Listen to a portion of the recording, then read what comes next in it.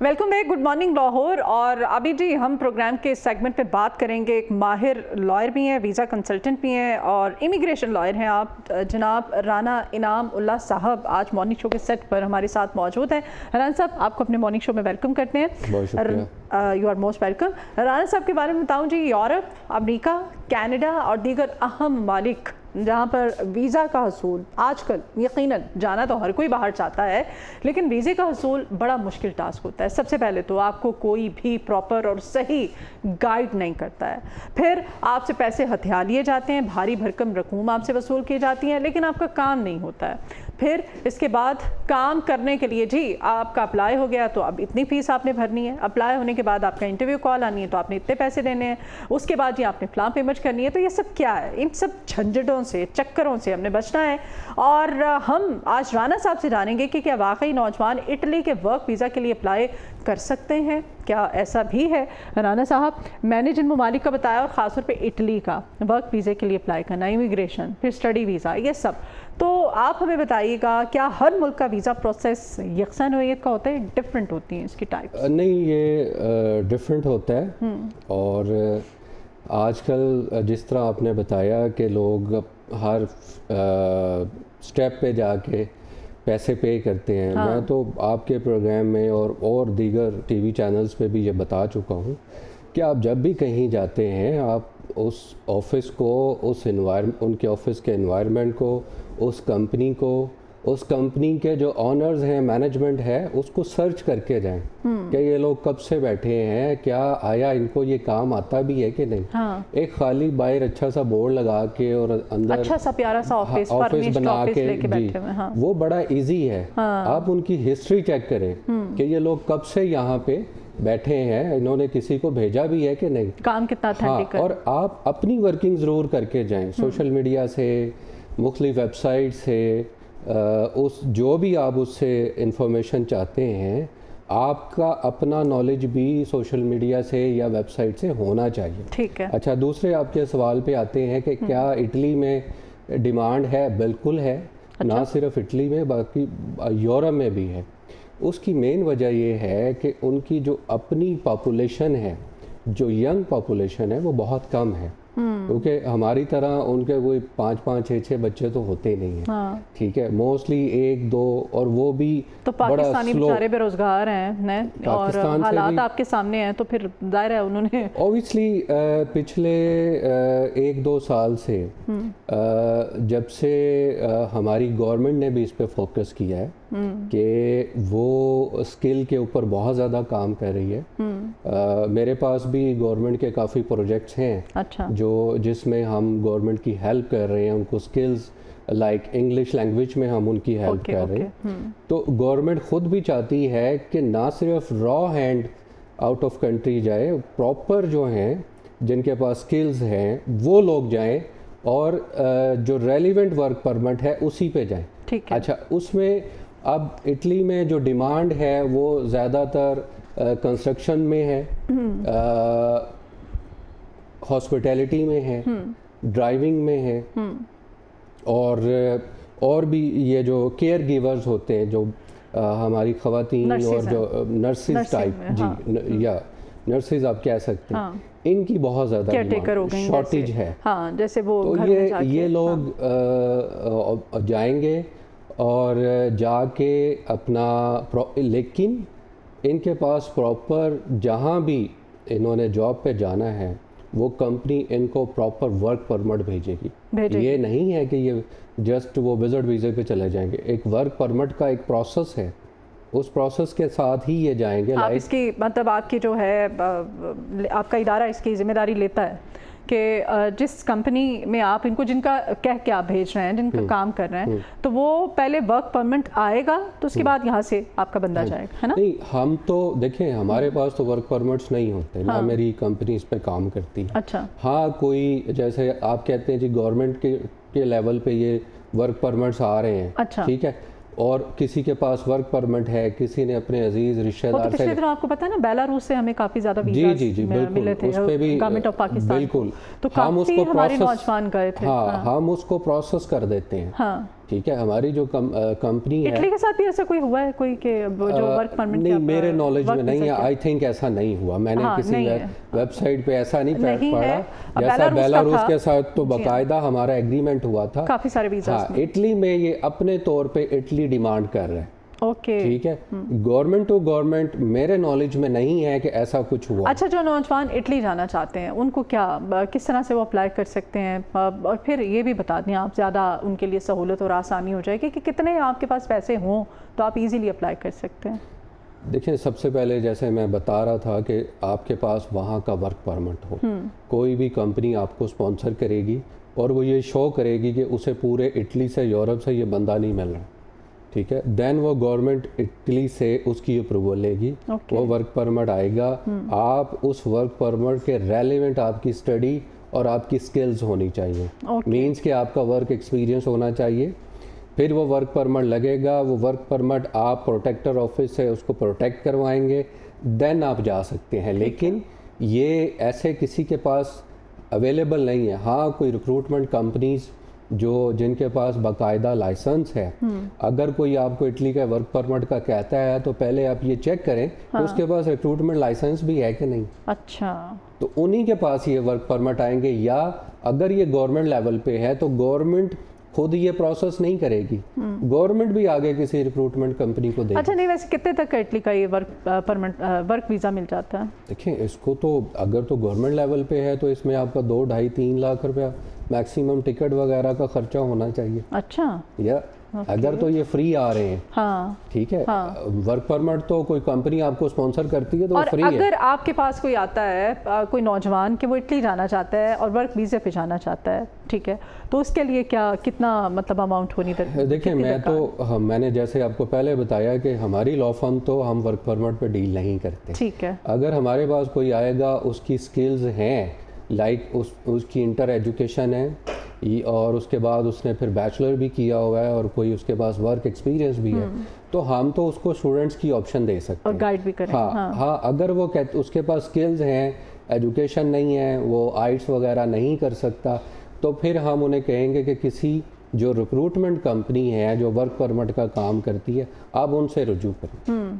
जी, ठीक है। अच्छा जी, बैंक स्टेटमेंट है, इसमें फाइनेंशियल दस्तावेज़ात हैं, वीज़े के हसूल में कितनी ज़्यादा इंपॉर्टेंट होती है? डॉक्यूमेंटेशन आपकी बहुत ज़्यादा ज़रूरी होती है। जी बिल्कुल। वर्क परमिट में आपको अच्छा, एक राना साहब, एक मिथ ये भी है, बाहर के लिए आपने अप्लाई करना है ना, लोग वहाँ में ना, आप जैसे पढ़े लिखे जो है ना कंसल्टेंट्स, उनकी बहुत ज़रूरत है। लोगों को डराया हुआ है, भाई तुम्हारी बैंक स्टेटमेंट बड़ी स्ट्रांग होनी चाहिए, है ना, तुम्हारे बैंक में इतने पैसे होने चाहिए, तुमने ट्रांजेक्शन्स जो हैं वो इस तरह से की हुई हों।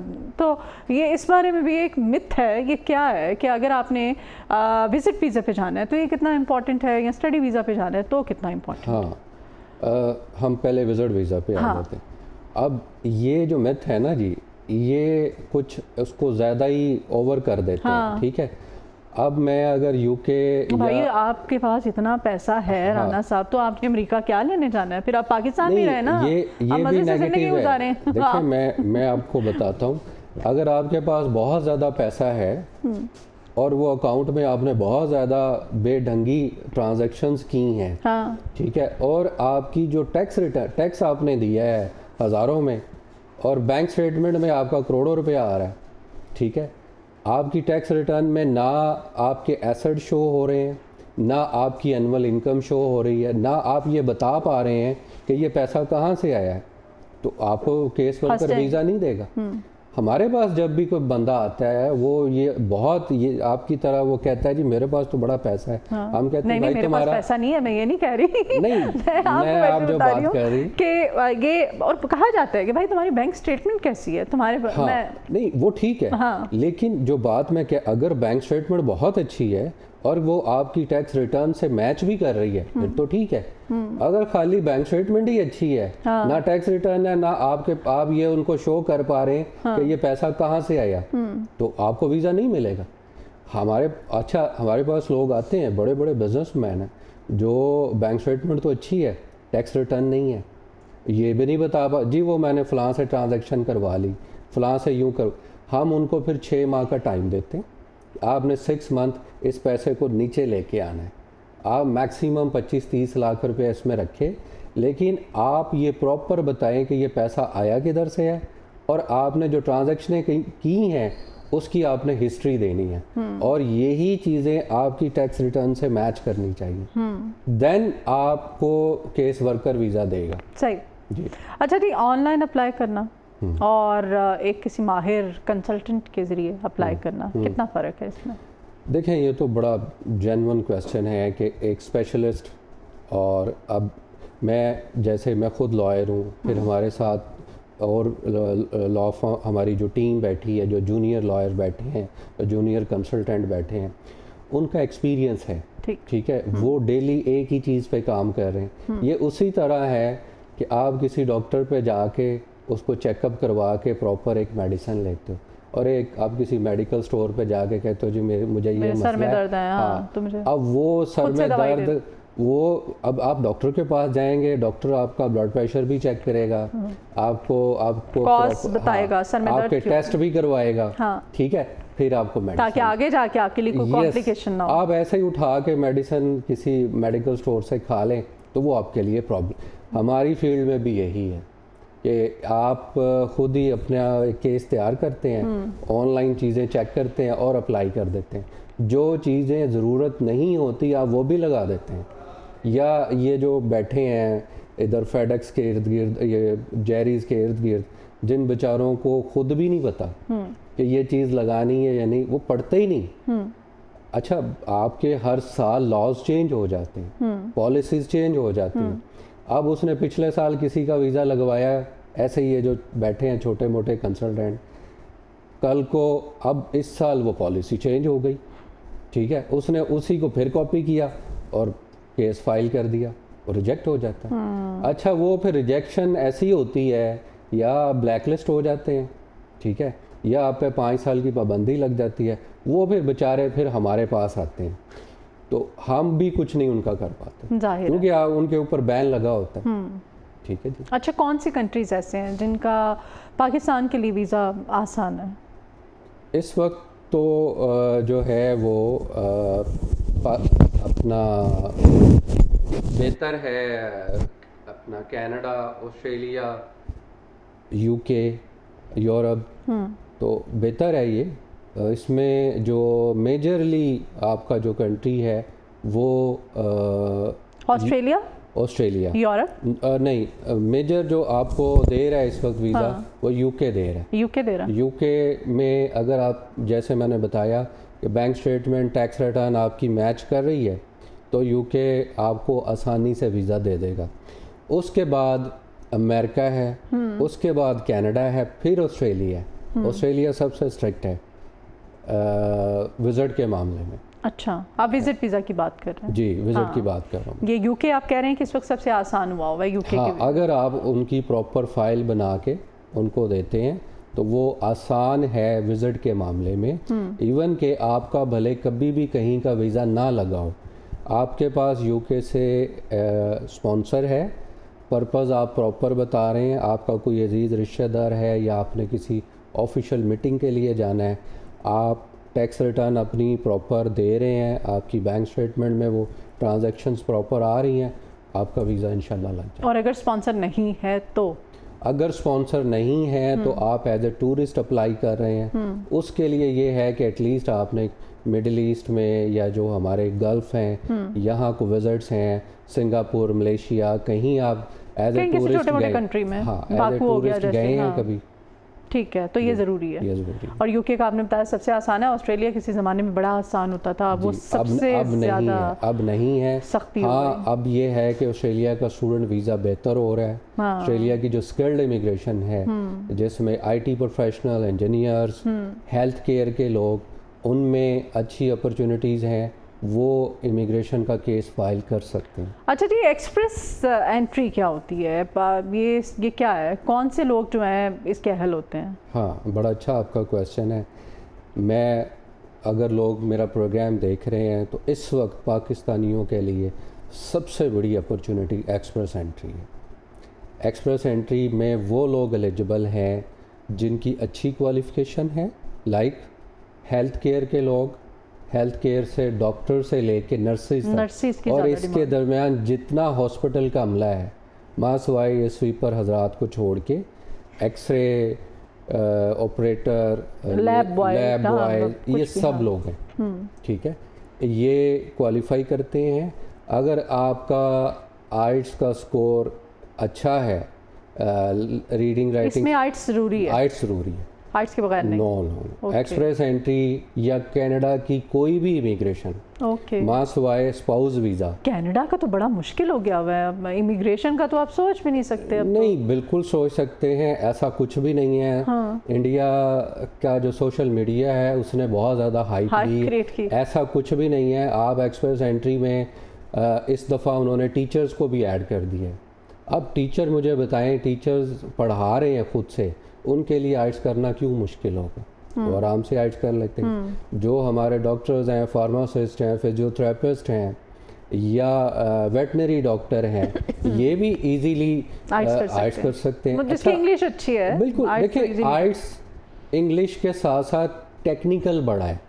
आप जो ये इदारे बने हुए हैं आइट्स करवाने वाले, हम खुद भी करवाते हैं आइट्स का, हम कोचिंग करवाते हैं। आप हमारे पास आएँ। अब तो गवर्नमेंट ने अलाउ कर दिया है कि बहुत सारे लोगों को फ्री आइट्स पे लगा दिया है कि आप, गवर्नमेंट उनको फ्री आइट्स करवा रही, हम भी फ्री आइट्स करवा रहे हैं लोगों को। अच्छा। गवर्नमेंट चाहती है कि लोग मैक्सिमम, जिनको जॉब्स वगैरह का यहाँ मसला है, मैक्सिमम लोग बाहर जाएं, जिससे फॉरेन रेमिटेंस पाकिस्तान में है। ठीक है जी। अच्छा, ये आइट्स का तो आप हर, चाहे वीज़ा हो, चाहे ये विजिट वीज़ा हो, चाहे स्टडी हो, इमिग्रेशन हो, आइट्स के टेस्ट लाजमी सब कैटेगरीज में? No, only express entry. Express entry है स्किल्ड इमिग्रेशन, जो परमानेंट रेजिडेंसी के लिए जो बंदा भी जाएगा उसके लिए आइट्स। इमिग्रेशन के लिए, स्टडी के लिए, इनमें आइट्स लाजमी है। जो बंदा विजिट पे जाना चाहता है कहीं भी, किसी भी कंट्री में, उसको आइट्स की ज़रूरत नहीं है। या कनाडा में जैसे किसी की शादी हुई है, वो अपने स्पाउस को बुलाना चाहता है, उसमें भी आइट्स नहीं चाहिए, लेकिन यूके में चाहिए। ठीक है, अमेरिका, कनाडा, यूके में अगर आप विजिट वीज़ा पे जाना चाह रहे हैं तो भी आइट्स नहीं चाहिए। स्टडी के लिए चाहिए? स्टडी के लिए चाहिए। और बहुत सारी यूनिवर्सिटीज़ स्टडी के लिए आपके आइट्स की एग्जाम्शन भी कर देती हैं। जैसे आपने AO लेवल किया हो, उस पर एग्जाम्शन मिल जाती है। ठीक है, आप यूनिवर्सिटी का क्रेडिबिलिटी इंटरव्यू पास कर लें, उस पर आपको एग्जाम्शन मिल जाती है। ये डिपेंड करता है आपके अपने प्रोफाइल पे, आपका अपना क्या प्रोफाइल है, आप किस कोर्स में। जर्नलिस्ट जो होते हैं उनके बारे में भी कुछ बताएं, उनका क्या, कौन सा वीज़ा वो इजीली अप्लाई कर सकते हैं? जर्नलिस्ट के लिए विजिट हमारी इतनी कॉन्फ्रेंसेस होती हैं, हाँ, इतने सेमिनार्स होते हैं, है ना? आप खुद ही बता रही हैं। हाँ, उसी पे करें। तो मैं चाहती हूँ आप गाइड करें। हाँ बिल्कुल, जर्नलिस्ट के लिए आपके बेशुमार कुलीग हमारे पास आते हैं और वो इन्हीं में कॉन्फ्रेंसेस के लिए जाते हैं, या किसी भी कंट्री में जब कोई इलेक्शन वगैरह होते हैं उसकी कवरेज के लिए जाते हैं, और उनको इजीली वीज़ा मिल जाता है। थोड़ा सा आपका प्रोफाइल स्ट्रॉन्ग हो, लाइक आपके सोशल मीडिया पे आपकी अच्छी वीडियोस पड़ी हो और आप ये शो हो रहे हो कि आप वाकई जर्नलिस्ट हैं। ये नहीं कि आप ज़बरदस्ती जर्नलिस्ट बने। हाँ, जो आजकल ज़्यादा मेजॉरिटी ऑफ जर्नलिस्ट वही है। उनको भी बैंक स्टेटमेंट वगैरह चाहिए। ठीक है। अच्छा जी, इटली के हम वर्क वीज़े की बात कर रहे थे जी। तो इटली में गैर मुल्कियों के लिए कानूनी तौर पर काम करने के तरीक़ाकार क्या क्या हैं?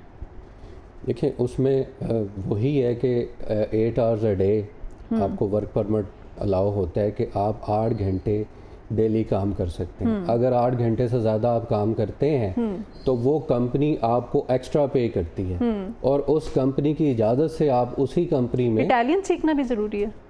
डिपेंड करता है। हाँ। ज़रूरी नहीं है। अगर आपके जैसे आप काम करते हैं वहाँ के फील्ड में, मतलब खेत वगैरह में काम करते हैं, तो उसमें आपको ज़रूरी नहीं है। ठीक है, आप किसी मैन्युफैक्चरिंग कंपनी में काम कर रहे हैं जिसमें आपकी अट्रैक्शन बहुत ज़्यादा इटालियन लोगों के साथ नहीं है, उसमें ज़रूरी नहीं है। आप इसमें, हाँ, ये जो केयर गिवर है, ज़ाहिर है आपने उनके साथ, बंदों के साथ आपकी कम्युनिकेशन होगी, वहाँ आपको बेसिक नॉलेज इटालियन आनी चाहिए, क्योंकि उनको इंग्लिश नहीं आती, कम्युनिकेशन प्रॉब्लम, वो इंग्लिश नहीं बोलते। हाँ। यूरोपियन का यही मसला है कि उनको इंग्लिश आती भी हो तो वो बोलेंगे नहीं। तो ये आपने जहन में रखना है कि आप यूरोप के किसी भी कंट्री में जाएंगे तो आपको उस कंट्री की लैंग्वेज ज़रूर सीखनी पड़ेगी। चले तो जाते हैं आप, लेकिन जाके आपको सीखनी पड़ेगी। अच्छा, ये कोई इतना मुश्किल भी नहीं है। अच्छा, हाँ, आप जल्दी से सीख जाते हैं, क्योंकि आपकी मजबूरी होती है, जब सर पे पड़ती है हाँ। तो आप सीख ही जाते हैं। अच्छे सीख जाते हैं। सीवी का फॉर्मेट क्या होना चाहिए इसके लिए? सीवी का फॉर्मेट ये है कि आप पहले अपनी एजुकेशन सारा प्रॉपर लिखें, कब आपने क्या किया, आपका CGPA क्या है, आपका वर्क एक्सपीरियंस क्या है, वर्क एक्सपीरियंस कब से कब तक है, कहाँ पे है। फिर उसके अंदर अपनी JDs भी लिखें, ठीक है, कि मैंने ये काम किया, ठीक है। और प्रॉपरली CVs के फॉर्मेट इंटरनेशनल वेबसाइट्स पे पड़े हैं, उनको देख लें, ठीक है। प्रॉपर एक अपना CV बनाएं और उसमें डिटेल से लिखें कि आपने फ़लाँ जगह काम किया और आपको ये काम आता है। जो आता है वही लिखें, क्योंकि आपका टेस्ट होना है, आपको वो चेक ज़रूर करेंगे कि आपका, ये कोई पाकिस्तान में अप्लाई करने के लिए CV नहीं है कि आप उसमें सब कुछ लिखने हैं ना। हाँ, कि मुझे फ़लाँ लैंग्वेज भी आती है, फ़लाँ भी आती है। देखिए, पाकिस्तान में भी आप चेक करते हैं, आप 5 मिनट में चेक हो जाते हैं। हाँ, अगर आप किसी सिफारिश से ना गए तो आजकल तो पाकिस्तानी भी आपको प्रॉपर CV देखते हैं। चलें, ठीक है जी, बहुत शुक्रिया, आपने हमें इतना अच्छा गाइड किया है। हमारे साथ जी आज इमिग्रेशन लॉयर थे, वीज़ा कंसल्टेंट जनाब राना इनामुल्लाह साहब। बहुत शुक्रिया राना साहब आपके आने के लिए। अभी एक ब्रेक लेते हैं, ब्रेक के बाद एक नए सेगमेंट के साथ गुड मॉर्निंग लाहौर।